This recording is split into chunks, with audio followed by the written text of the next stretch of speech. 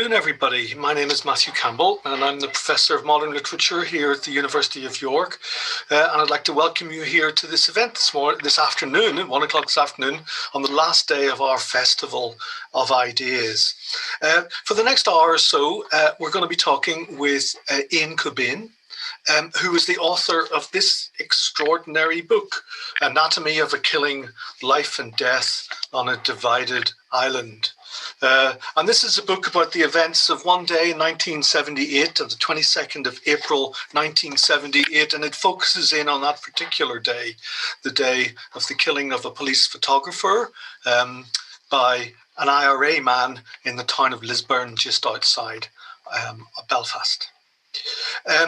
Ian has produced the most extraordinary piece of work, and the extraordinary piece of work which follows on from the amazing work that he's done as a journalist throughout his life. He is a multiple award-winning journalist, writing investigative journalism on very, very difficult topics for the Guardian, for the Irish Times, and for various other media.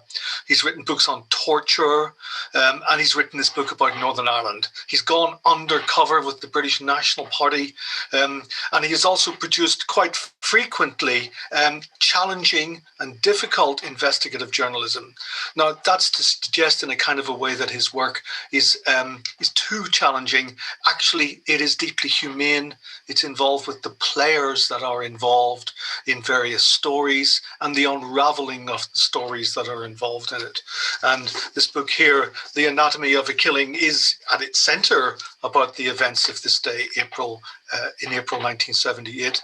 But it's also more fully about the whole relations between the communities in Ireland, between the British and between the Northern Irish, between the British government and the Northern Irish government, between the police, between the IRA, the army, MI5, etc., etc. And it's extraordinarily richly detailed and contextualized piece of work.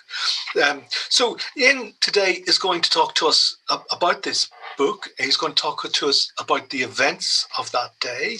I'm going to ask him a few questions. And towards the end of the hour so that we have, we'd be very, very happy to ask your questions. So if you do have questions, please do put them in the Q&A. For this, you can't speak to us through the Zoom thing, but certainly we can look at the questions and then we can put those questions to Ian towards the end of our hour. So I would like to start off with a question for Ian just to set the ball running. And that question is about how he chose this story, the story of this particular event, or whether he wanted to write a bigger story about Northern Ireland in the 1970s. I've long been fascinated by Northern Ireland, which is a place that I've been travelling to and working in since the 1980s. I think it's the most fascinating part of the United Kingdom, without doubt, and that is because the question of whether it is or part of the United Kingdom or should be part of the United Kingdom has been contested so bitterly and at times so very violently for such a long time. I've also long thought of microhistories as being very useful ways of picking apart wider stories and trying to understand and explain wider issues. This particular killing, in truth, it could have been any of the 3,600, 3,700 killings that I could have chosen to dive deeply into and examine in depth. But I chose this one in part because I wanted to look at a killing that was carried out by people who wouldn't ordinarily have troubled the courts, who wouldn't ordinarily have turned to violence in any way. And this was it was a horrific killing of an off-duty police officer at his home in front of one of his children, carried out by people who did something terrible, but ordinarily would not have done anything of the sort had they not been living in these particular circumstances. And I chose to put it in as wider historical and political and economic context, as well as a cultural and even geographic context where appropriate. And I did so partly, I alighted on this one partly through opportunity. I came across one of the people involved in the killing, one of the killers. And then I came across a second person who was charged with the killing, but the charges were subsequently dropped. And I came across him in very in a different way. And they were very interesting people. One had been a social worker at the time. One had been a second-year zoology student at Queen's University. And I sort of idly started researching the killing that they were both accused of being involved in. And I discovered that the actual gunman was a Protestant in the IRA, a man in his 30s. And I found myself thinking, well, these are an interesting group of people. You know, what was the dynamic like within this group with the couple of middle-class young men from nationalist backgrounds, a man in his 30s from a unionist background, all allegedly working together in the IRA and plotting this killing. And I decided to, I didn't know where I was going. I didn't know this was going to be a book. I just decided I was going to start digging around and asking a few questions. And so when you started the digging around, Ian, was that very recently, as all kinds of information, all kinds of formally classified information, the work of the Historical Inquiries Team report, the various histories that we're beginning to write about the period, were all of those things then available to you? Or did you just decide that you'd just go and talk to the people who were involved? They weren't readily available. I interviewed the people involved, and I carried out the main interviews actually in 2012 and then put it to one side. I then tried to get a copy of the court's judgments. The judgment was handed down by a judge rather than a jury because there weren't juries operating in these sort of cases at the time. And I knew that from a press cutting that it had taken 2 hours for the judge to read out his judgment. So I asked for a copy of that, and there was a bit of fooling around and attempts to try and prevent me from obtaining it. But when I did, I got not only the court judgment, but the entire court file, which was, a couple of lever arch files worth of documents. It was a huge file. It had pathology reports and scenes of crime photographs and witness statements and signed statements by suspects, unsigned statements by suspects, police maps, hand-drawn maps. And I realised I just had an enormous wealth of information about this one killing from 1978, which for most people other than the family and friends of the victim and family and friends of the people convicted of the killing, most people have forgotten it, which is terribly sad. And there was more than 3,500 of these killings, and much of them are forgotten. And trying to rescue one of these cases and the victim from this sort of abyss, I think was worth doing. It was worth doing. Thank you, Ian. Can you, just for our audience and those who haven't read the book, can you just tell us as plainly as possible what happened on that day? And then we might get on to think about why it happened later on. But if you could just tell us what happened and about the main actors in it, because it's an extraordinarily compelling narrative. So 22nd of April 1978, Miller McAllister, who was a 36-year-old police constable, he'd been working in the morning and came home in the afternoon. He was targeted for a number of reasons. One of the reasons is because he lived in a town called Lisburn, 8 or 9 miles southwest of Belfast. It was considered to be a safe town for members of the security forces at that time. The British Army had their headquarters there, and a great many members of the security forces lived and raised their families there. It was a largely unionist town, and the IRA didn't like going there. The IRA decided they wanted to kill somebody there, as one of them explained to me, because they hadn't killed a policeman in Lisburn since 1920. And this person then told me the name of the policeman that they'd killed in 1920 and said, so the killing in 1978 had a historical resonance. So they wanted to go to Lisburn. They were going through a phase where they were getting up close to people and shooting them, because in February of that year, they planted a couple of massive petrol bombs outside a hotel and managed to burn 12 people alive. And they were condemned by all and sundry, including the Pope and including a lot of their own supporters. So they were going through a phase of getting up close, what the British Army used to call close quarter assassinations, CQAs. They also had the opportunity to find Miller because he worked as a big passion in life was racing pigeons. And he worked as a stringer, as we say in journalism, for a pigeon racing magazine published in England. He was the Northern Ireland correspondent for this pigeon racing magazine. And his byline appeared with his photograph. And initially his byline was he called himself the Copper. Then he changed it and put his real name in.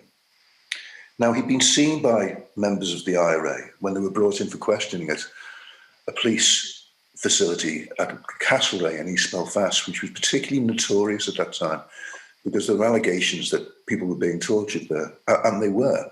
I've met and interviewed a number of the torturers, frankly, and they've been quite candid with me.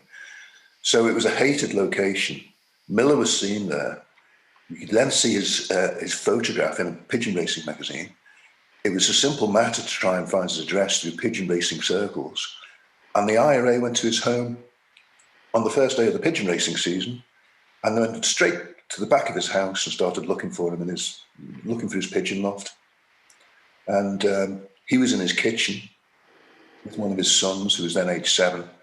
And he sees this man wandering around in his back garden and opens the door and asks this man what he's doing. And this man's standing there wearing a pinstripe suit and says, "Oh, I've come to see if you'll my dad wants to know if you'll take some photographs of his pigeons."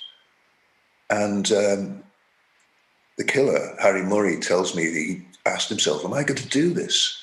While this little boy is standing beside him, am I going to do it? So he said to Miller, why didn't you ask your boy to go and get a pencil and paper and I can write my dad's telephone number down? And the boy did that. And Miller pulled his gun out and shot, Harry pulled his gun out and shot Miller 4 times. He fell backwards into his kitchen and the last 2 shots were fired into his chest while he was lying on his kitchen floor. And the child came into the room at the end of the shoot, the kitchen at the end of the shoot. After firing the 4th shot, Harry says he looked up and he could see the boy standing inside the kitchen. And the boy started then screaming for his father and screaming for his mother. And I asked Harry, do you think the boy saw you shooting his dad? And he said, I don't know. Why didn't you go and ask him? Yeah. So Miller McAllister, who was shot, I mean, his background was unusual. He was a photographer, is that right? Really wasn't. He was employed by the RUC. He was actually a constable. He was a police officer. He was a police officer as well. Yeah. But his operation was to be as a photographer, and his hobby was as a pigeon fancier. Yes, that's right. Yeah. But the people involved still think that it was justified. They say, well, he was the enemy and we couldn't get at him at Castlereagh. We had to get at him at his home. Yeah. Because part of the reason why they wanted to shoot him at home was because they wanted to send a message to other members of the security forces who lived in Lisburn. They wanted to say, we can get you anywhere. Yeah. Now, the killer, Harry Murray's story is unusual as well, too. His background is very unusual. Former member of the RAF, for instance, and a Protestant originally from North Belfast. Is that right? He was in the RAF. He served in Aden before the British withdrew from there in 1967. He was discharged for failing to follow orders, he says, although once he joined the IRA, he did follow orders to the letter. Yes, he was a Protestant from a unionist background in North Belfast, slightly embittered, very embittered, I would have thought, because he was driven out of his community in North Belfast after he married a young Catholic woman and was seen with her brother and father in a bar in a nationalist area. They were driven out of their home and he moved in with his in-laws, and he says he encountered no bigotry, no anti-Protestant bigotry at all at that time, although he did come across some later when he was in prison. Yeah. And the upshot of the events was that the killer and his accomplices were all convicted of murder, and Murray himself was sentenced to 30 years. Is that right? And served 15? Is that right? And was released in the early 90s. Yeah. Yeah, he served about 15 years. He was sentenced to life with a 30-year tariff, but there was a period in the 1990s when Republican prisoners were being released in order to encourage the peace process. So he came out there, but he spent an awful long time in jail. Was shot in the leg whilst in prison whilst trying to escape, and put himself forward as a hunger striker in 1981. Before the hunger strikes were called off, Harry was lined up to starve himself. I have little doubt that he would have starved himself to death. He was absolutely, once he joined the IRA and the Republican movement, he was absolutely committed. And part of the reason for this is, I guess, that he really wanted to belong to something somewhere. Yeah. Okay. Good. Lovely. Now, I think maybe the next question would be to think about the broader political and historical contexts of which you brilliantly sketch it. Well, not sketches with great detail at the beginning of the book. But before I go there, just to think about specifically about the process. Which is very, very powerful in the book, which is about the apprehension of the murderers and what happened to them when they went into McAllister's place of work, which was Castlereagh, and what it was that went on there. And this is connected with some of your earlier work on, shall we say, on state interrogation, and that element in the story, because I don't want to. I think you might want to be talking about the question whether there was torture or not involved in extracting confessions. But there's another question that runs all the way through your book, which is of people saying things and how it is they report, both from memory, but also a question of people not saying things.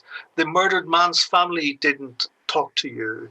There are silences in the official record which may suggest that other people said things through there who would not be prepared to say to a journalist or historian. Could you just say a little bit more about the whole question of evidence, which is related to justice, but also how evidence is related to the question of you telling the truth of the story? Yeah, so a few years earlier in the mid-1970s, it had been agreed that trial by jury would be effectively abolished in Northern Ireland. And cases were heard and decided by judges only, who were allowed to convict people on the basis of their confessions, unless the defendant could satisfy the court that the confession had been forcibly extracted.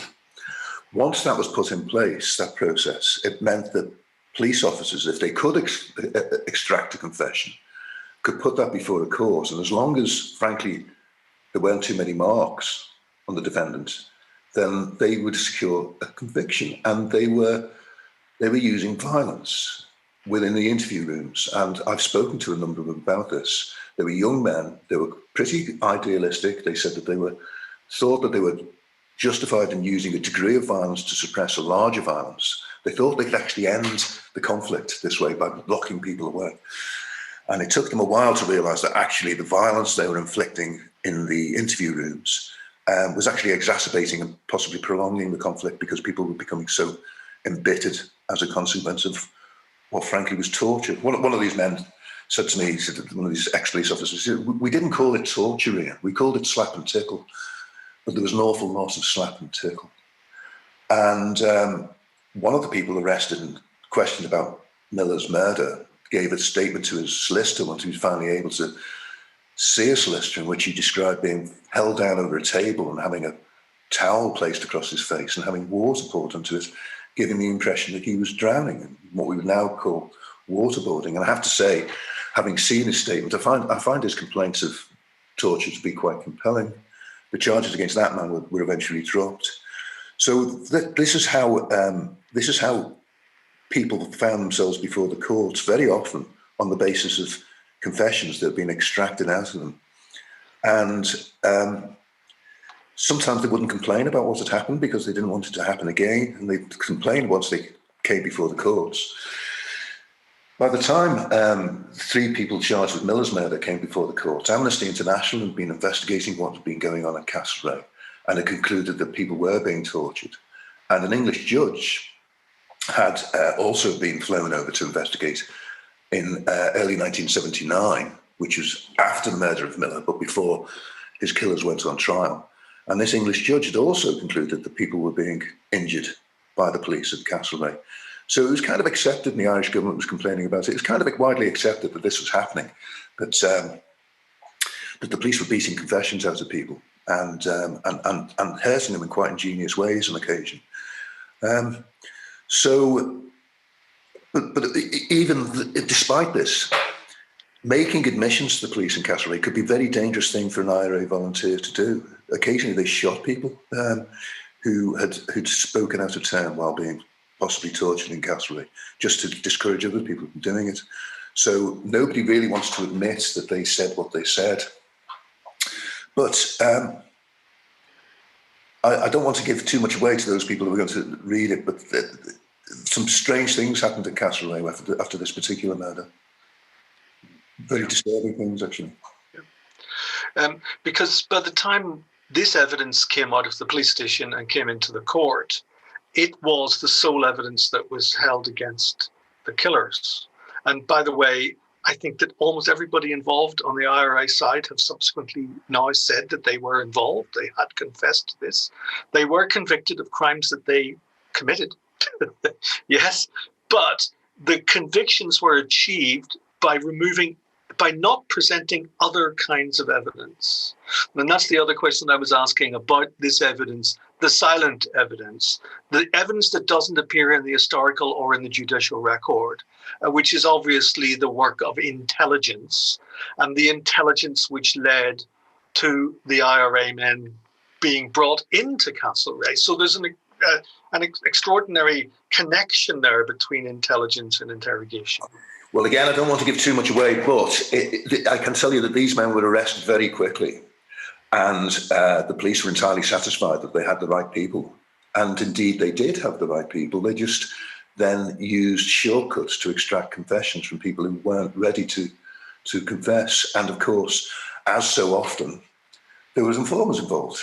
There was a tout in the house. There was people working for the British government involved in this murder. Yeah, and towards the end, there's a very, very interesting couple of pages towards the end of the book where you talk about people who are completely silent. There are people in the record who've just disappeared from the record, even now, that material is not available to you as a journalist or a historian. Yes, because although I know that there was an informer involved, there's nothing in the official record at all. There's nothing in the court file. It's completely silent on a number of matters, not least the identity of one of the people who was involved. And he features in their witness statement.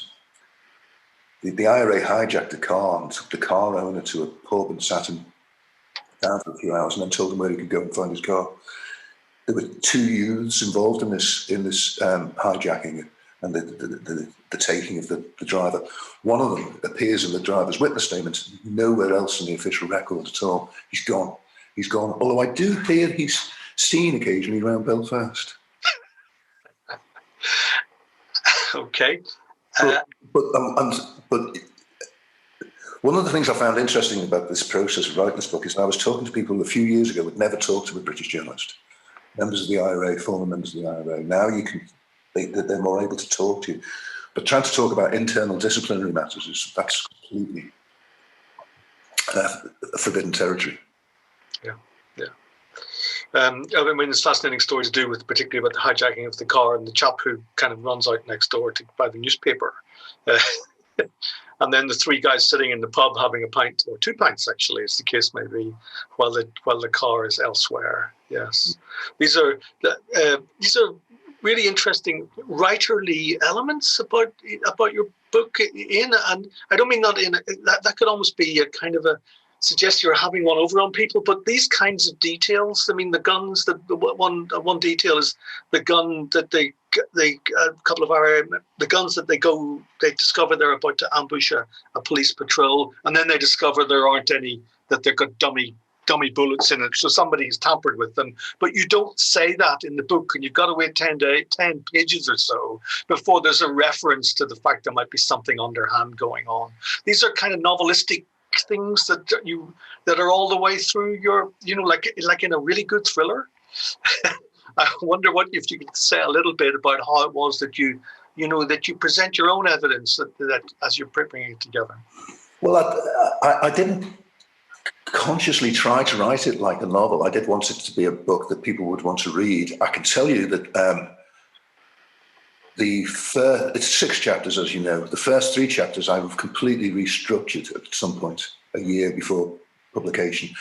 The final 3 chapters I didn't. They more or less stayed the way they were. And I did that at the editor's suggestion. So structure I found to be quite difficult. But there were things that I didn't want to disclose too soon, such as those matters relating to informers and some of the things that happened at Castlereagh after the arrest. I wanted it I wanted to drop them in people's laps a little bit later and maybe give them a bit of a surprise. I did find the structure of the first half quite difficult, really. And as you know, that the first half is all about context, whereas the second half is all about the killing and the consequences. And I thought that some people would probably think there was too much context. They wanted to read a crime book, but as far as I was concerned, the whole purpose of this project was about context. If I wasn't going to put this one killing in its wider historical and political and economic, etc., context, there was no point in doing it. That was what the whole project was about, as far as I was concerned. Okay. Well, I mean, that's obviously my next question. Actually, is about the context. Maybe I've got two questions about the context. The broader context, we could leave that for a second for the second question. But for the first question, one of the contexts is that you take. I was going to say you don't take sides really interestingly through most of the book. But I must say that I do think that you do take sides every time you get anywhere near Roy Mason, where you've got one of a number of ill-briefed and gung-ho Northern Ireland. So he's not the only one of them. Northern Ireland secretaries of people who arrive in with who may or may not know what the situation is, and the relationship between Mason and what's going on in Britain and also within the Labour government at the time. And I think there's a brilliant set of context that the Labour government was crumbling in 1978, 1979 into the winter of discontent. And they thought they had many more important things to think about than fire bombs in nightclubs, unfortunately. And I think that that's one of the strongest things about that is about you find it very hard not to take sides on that issue. I did, as you say, I tried to be as fair as I possibly could, rather than condemn people as much as possible. There are some who would say that because I chose to write about the murder of the policeman by the IRA, I was automatically taking sides. Why didn't I write a book about an uninvolved Catholic civilian being killed by a soldier? But that was partly opportunity and partly because I was very interested in Lisburn. But I did, as you say, I found it very difficult to be neutral about Roy Mason, and possibly that's slightly unfair that he should be the only person who comes out of my book slightly scathed. He does come across as being an utterly pompous and dangerous individual who did much to exacerbate the problems, didn't do anything to try and bring about a political solution, although in fairness to him, if he tried to bring about a political solution, he was part of a government that just didn't care about Northern Ireland at that time, just wanted to keep the violence at an acceptable level and move on from stumbling from one crisis to another. But none of these crises happened to involve people getting killed just across the water there. They really didn't care at all about Northern Ireland. So even if Roy Mason had been of a mind to try and bring about some political progress, he probably found that his cabinet colleagues were not going to give him a great deal of time. But instinctively, because he formerly, for all sorts of reasons, possibly because he'd formerly been the defence secretary, he wanted to seek a military solution, even though senior army officers were already by this time saying there's not going to be a military solution to this conflict. There has to be a political solution. Roy Mason seemed to think that he could defeat the IRA by bluster, by force of will. It's quite extraordinarily foolish, really. Yeah. Just I'll go on to the second question in a second, but just to all the audience there today, the Q&A is open if you want to, and if you want to ask questions, I'll be very, very happy to take them in a few minutes' time. That would be great. But the second part of that question, the first one, what I was talking about, is the broader context, which is at the beginning of the book. And the attempt to make a broader cultural understanding of what it was that happened. And I wouldn't say, I come from Northern Ireland myself, I wouldn't say that it's not any longer happening, because obviously the British-Irish relationship is in everybody's minds to do with the Northern Ireland Protocol, although I think it really depends on whether you're at the G7 conference or whether the Democratic Unionist Party kind of falls apart, as it would appear to be doing at this particular point, and whether you're going to get coverage on in the British newspapers. But it's bigger than that. There's a longer history of the islands in here, isn't there? About the plantation, about the embedding of the sectarian division, and of course, the facts of the partition that emerged from the War of Independence, which we are more or less celebrating, is that the right word? Remembering exactly 100 years on about the conditions which led to this conflict as it blew up again 50 years after the initial partition of the island and the establishment of the Stormont government and everything that followed from that. Yeah, so I do touch upon this, and it's important and essential to do so. There are other people who have far greater expertise in this, because this is a huge story. You know, the last few hundred years of the relationship between these islands, and but it is important to remember and to try and understand. I think it's particularly important that English people try to understand. I actually wrote it with a British readership in mind, although it seems to have gone down quite well in Ireland, the book.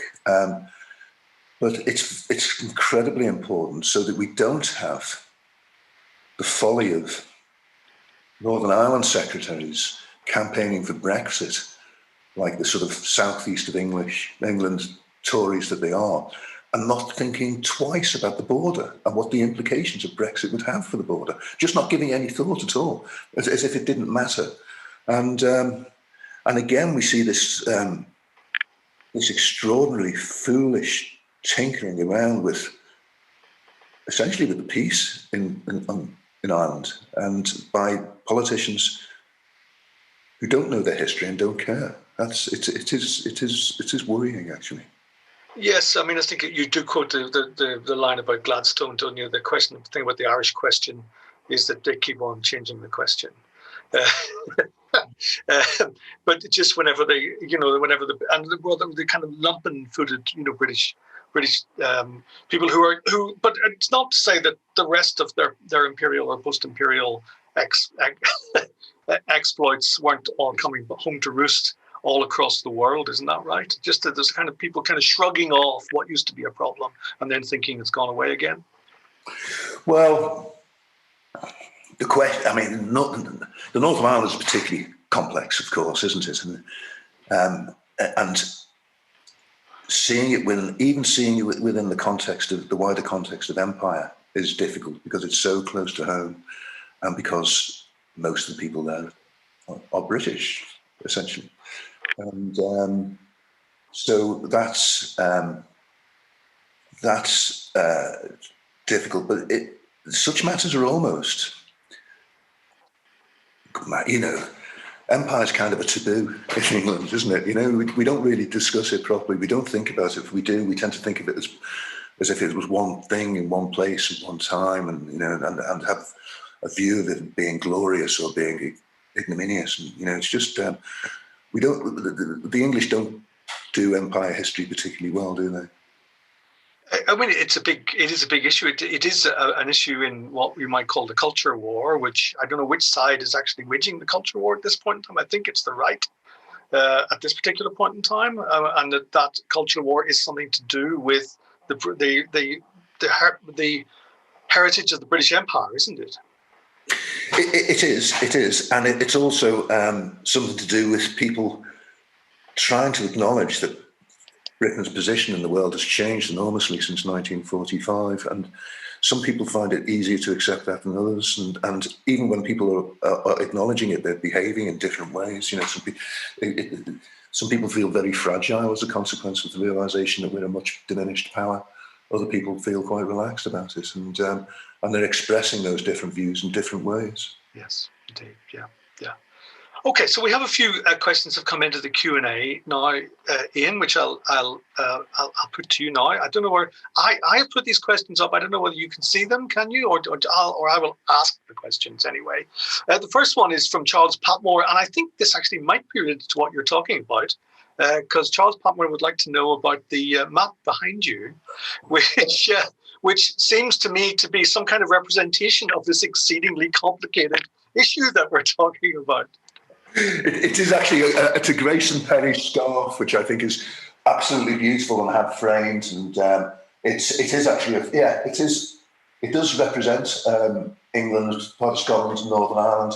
It's just there by coincidence. It's not there because I thought it was particularly apt for conversation. This is just the easiest place for me to sit in my kitchen. Okay, I have a question from an Emma Campbell. And Emma would like to know, is there a message from your book for the political situation in Northern Ireland now? Ooh, it is about the past. It is about the recent past, and a part of it about the not so recent past. I think the message is quite simply that people should know what's happened.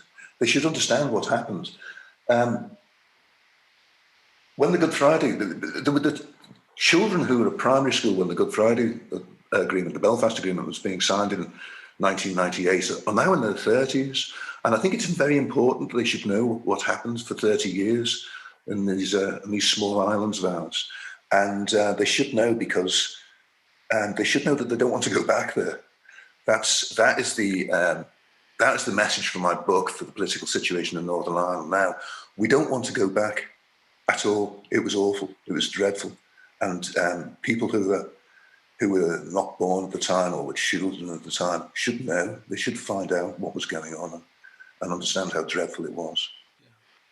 The misunderstanding, I mean, from the point of view of us talking here in England, I suppose, is a question of misunderstanding with the various contemporary problems that are going on, both to do with Brexit and also to do with the DUP. But is there more? If you look at Northern Ireland itself and what's happening on the ground, how do you feel that is working out, given the pressures that are being put on it? It's really difficult to know what's going to happen over the next few months and couple of years. It's difficult to know which is going to be the biggest party in the North of Ireland and therefore going to be selecting the First Minister. It could be Sinn Féin in due course. The DUP is giving the impression of slightly disintegrating at its higher levels. It's also a party that doesn't appeal to a great many unionists. There's a lot of unionists who don't want to vote for the DUP because their social conservatism just doesn't appeal to many people in 2021. And I know that a lot of unionists voters feel lost. Who am I going to vote for? So it's difficult to know what's going to happen. It's entirely possible that there will be a border poll in the next few years. So we'll see. We'll see. Is the union going to break up? Possibly. I don't know. What I tend to say to people when they ask me questions about the future is, I tend to cop out of those and say, look, I'm a journalist. I do the past. I don't do the future. Let's see what. Good answer. Good answer. I've got something here from Paul Bowden, and he's asking about Holland and Wolf, and asking about is the fact that Caitlin McDowell would like to answer this question live. Is that right? Caitlin?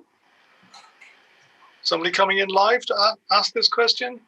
Caitlin would like to answer this. Oh, sorry, question. Anyway, it's right that Holland and Wolf was employed thousands of people, but of those thousands, only a small handful were Catholic. Is that correct? Or did those? Anyway, can you answer that? Well, a lot of Catholics were driven out in 1920, 21, literally driven out, sort of tossed in the water sometimes. Socialists, actually, Protestant socialists were driven out in the same way around the same time. And so there was discrimination through much of the 20th century. A lot of the discrimination in employment was being brought to an end by 73, 74. A lot of that discrimination was being dealt with by the government in London and the government in Northern Ireland. And there's still a greater tendency there was higher rates of unemployment amongst Catholic nationalists than there were amongst Protestants, although there's quite high rates of unemployment among Protestants as well. There was more unemployment as well over in the west of Northern Ireland than there was in the industrial east, and the west tended to be more nationalist and Catholic. So there were still problems with it. Employment, but by the mid-70s, real attempts had been made to deal with these. But of course, the war was underway by then. There was an awful lot of killing going on by the mid-70s, and there was a lot of embitterment and a lot of reprisals. So it was kind of a bit late. The British shouldn't have allowed it to fester for so long as they did throughout the 20th century. Yes. But even among the Catholics who did work in Harland and Wolff, what happened, as you describe in the book, is that I think at one point you quote the statistic that 60,000 Catholics had to move home in the early 1970s. Is that right? As a consequence of the whole-scale reorganisation of the population of Belfast in recognised sectarian-based communities. The early 70s saw the biggest movement of civilian populations that had been seen in Europe since the post-war years. And there were Protestant and Unionists also being driven out of their homes. Huge numbers of people either being driven out, burnt out, or just feeling compelled to move to a slightly safer area. And so areas that were mixed, non-sectarian areas of housing tended to become solidified as either nationalist or unionist. And it was people trying to keep themselves safe, frankly. It's huge numbers. Yeah. Paul Bowden, who also asked the question about Harland and Wolff, has come up with a follow-up statement to say that his brother was in the army in the 1970s, left the army after his tour of duty in West Germany in 1982, but he would have been sent either to Cyprus or Northern Ireland. Paul says he's pleased that he left the army when he did. But the implications of Paul's statement there is the kind of question there about those who were serving in the British Army in the 1970s and the 1980s and the difficult situation that they were in. There's a character I'm going to say character, it's not a character, it's a person in your book called the Swede who went back who's a Swedish-speaking member of the armed forces. There's all kinds of really, really interesting stories there about from the soldiers and the people who were working on the ground in Belfast and Northern Ireland. Can you say a little bit more about that, Ian? They were under the most enormous pressure. They were wandering around cities and rural areas that looked just like home in England and Scotland. But some of these areas, there was a great deal of hostility towards them. They were being shot at occasionally. They were also being spat upon. They found that the level of hostility that they found really very difficult, and they were in barracks that were cramped. There was not much time or room for leisure. They had these very long rifles at these times, and these tiny little barracks with bunk beds and no room to move. And whenever they went out, the people would be making a noise or spitting at them, sometimes throwing bricks, and occasionally they were getting shot at. It was very, very difficult for these young men. Very difficult. And indeed, just like Paul's brother, a lot of people, when they learned that their next posting was going to be Northern Ireland, they chose to leave. Yes, yeah. I mean, there were stories in there about the Queen's RAG students, what look as if they're RAG students coming up to security gates and then all of a sudden unmasking themselves and shooting the policeman and also the woman who's searching the thing as well. Or indeed other stories about the policeman whose car gets damaged whenever they attempt to kill him, but because he wasn't insured, the RUC refused to pay the insurance, or the guy who gets fined because his gun is damaged after somebody tried to blow him up. Yes. And also, of course, the part-time members of the army and the police were under the most enormous pressure. I tell the story of one man who was a part-time British soldier, but was actually a plumber working on social housing. And he'd go to work and he'd see his workmates watching him closely because he knew his workmates wanted him killed. Remarkable the amount of pressure that man was under. Yeah. Okay, got another question from Valerie Cotter. And Valerie asks, how important was getting to know the geography for this book? Whether you were talking about the layers of change in Lisburn or the shifts in population as communities moved, you give a real sense of how rooted in a sense of control or ownership of territory the minutiae of Northern Ireland is. And did you ever find yourself in the wrong place when you were doing your research?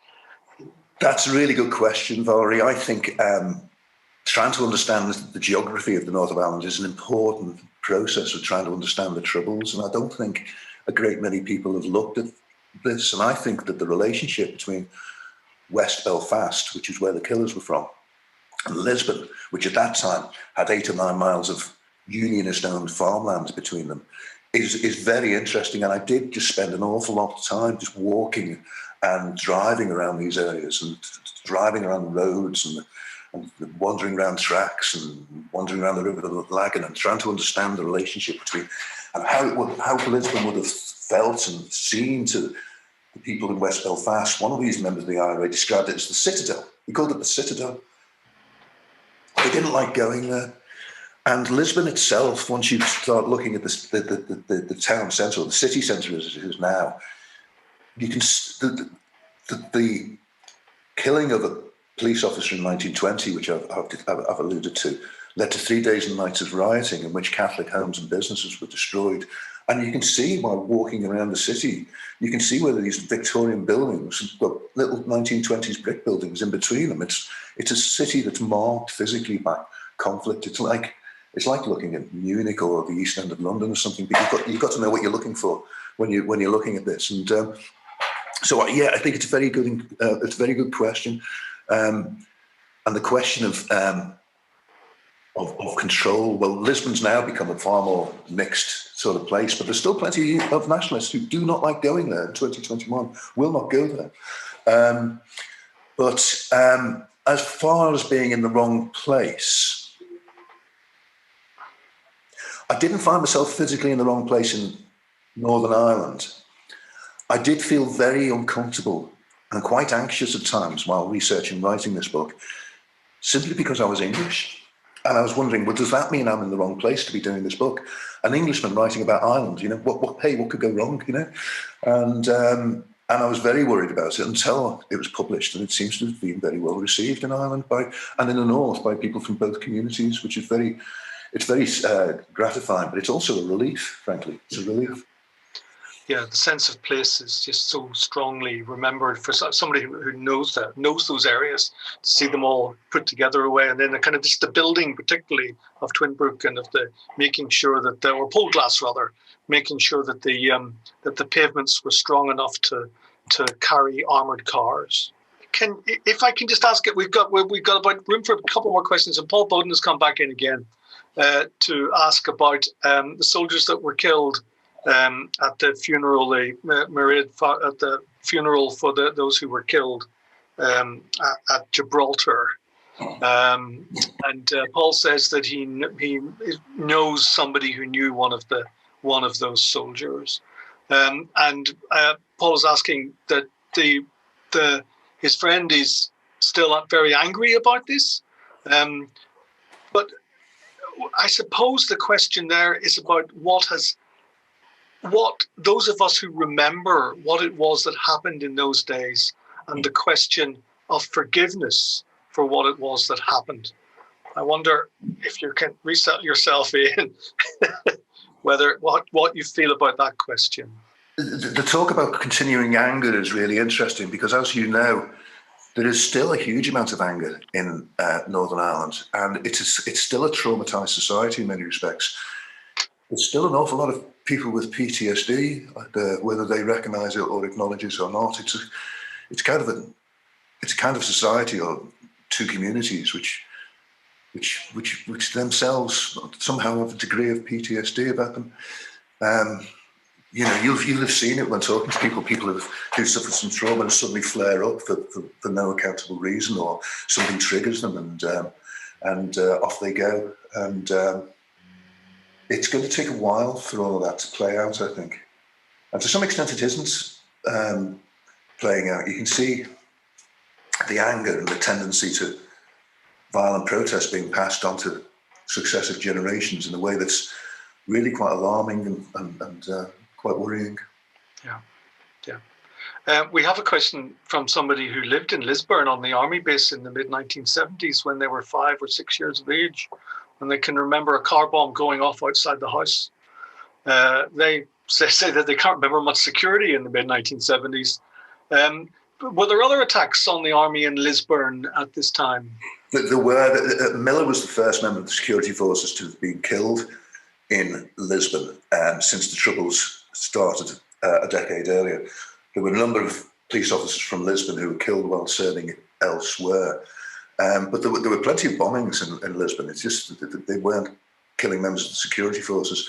Later on, in the 90s, the IRA on a couple of occasions managed to get car bombs inside the army base in Lisbon. But there were attacks on security forces. Miller was the first person to be killed. There was an attack on a minibus full of soldiers who had just been taking part in a kind of charity fun run a few years later, and the number of people killed then. But unfortunately, Miller was the first member of the security force to die in the recent troubles. But there were plenty of other attacks and plenty of other killings, and subsequently in Lisbon. Okay, there's a question which I was kind of holding till the end, and I apologise to anonymous attendee who has asked this question, but I was going to wait for this one to the end because it could be a very long answer to this one. But as somebody would like to know, is there anything that you would recommend for somebody to read to find out about themselves, about the history of Ireland and about the history of Northern Ireland? Is anything particular source? You're as able to answer that one as I am. Somebody asked me this a while ago, and I said, "I've got to file off a couple of ideas for books." And I ended up with a very long list. There's been you can't go wrong with Charles Townsend. No. You can read anything by Charles Townsend you like. There's a remarkable book, a memoir of working class life in Derry called "This Man's Wee Boy." If anybody reads that, don't Google it. There's a kind of you don't want to. There's a kind of a spoiler there. Don't Google it, because it will be far better if you just read it, and towards the end you'll realise what the whole purpose of the book is. So who else would I suggest? Where are we?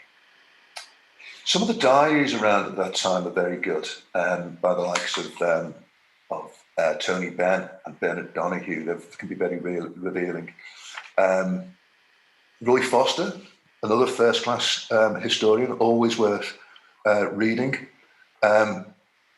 Richard English's book on the IRA, Armed Struggle, is recommended by many as being possibly the best work of its kind. Who else would I suggest? I'll try and find another one. Republican Voices by Kevin Bean and Mark Hayes. Interviews with active Republicans, i.e. members of the IRA. Always worth reading. Yes, they. Oh, and of course, there's a book called Lost Lives, which is absolutely tremendous book, which chronicles each of the deaths and the troubles. Very often only a few paragraphs. Miller's there is, I don't know, maybe 3 paragraphs or some 3-4 sentences. But it brings across the enormity of that conflict and just how many lives it cost, and how many of the people whose lives are being taken weren't actually involved in the conflict. They were just uninvolved people. It's a huge magisterial. That sounds like that's a cliche term, isn't it? But it is an enormously important book. It's called Lost Lives.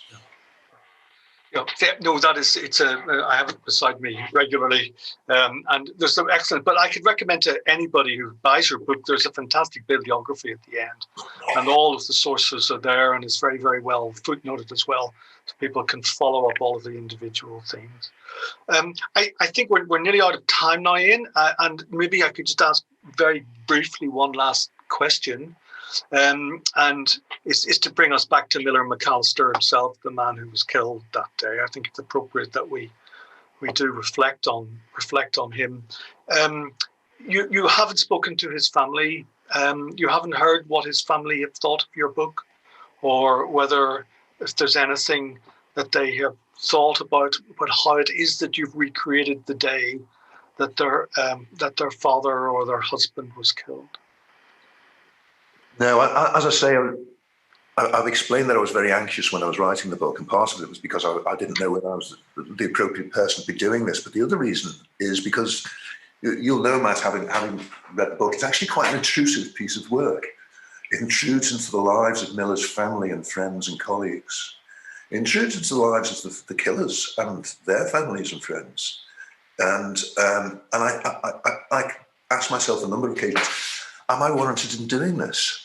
I did actually ask Miller's family if they wanted to talk to me. At one point, a friend of mine who's a retired police officer and more or less the same sort of age as Miller would have been, called to see his widow, and she explained that she didn't want to be involved in my book, not least because of the trauma that was inflicted upon his son.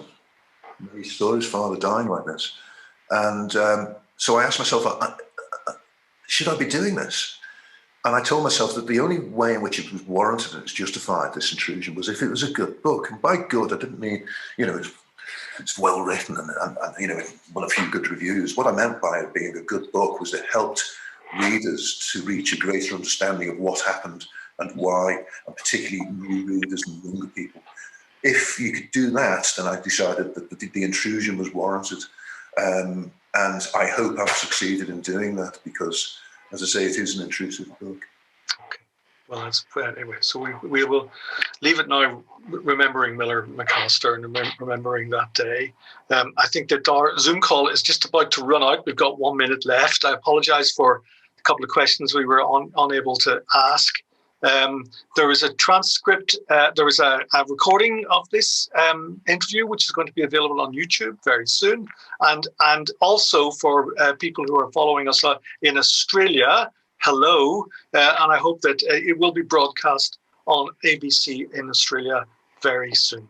Okay, listen, Ian Cobain, author of Anatomy of a Killing, Life and Death on a Divided Island. Thank you so much for talking to us today, and I hope you have a really nice rest of Father's Day. Goodbye, Ian. Bye-bye. Thank you. Thank you very much. Thank you. Thank you.